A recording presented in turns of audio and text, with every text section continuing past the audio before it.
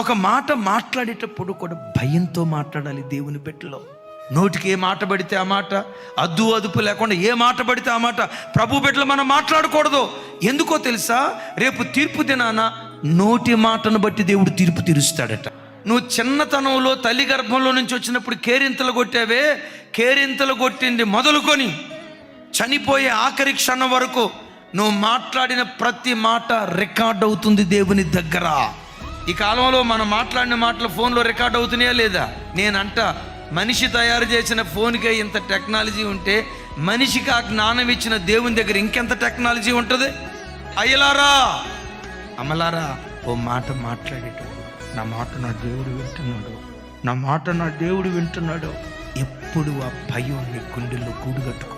ఎందుకు ఆ భయం గూడుగట్టుకోవాలో తెలుసా? యెహోవా యందైన భయం పవిత్రమైనది అని రాస్తుంది.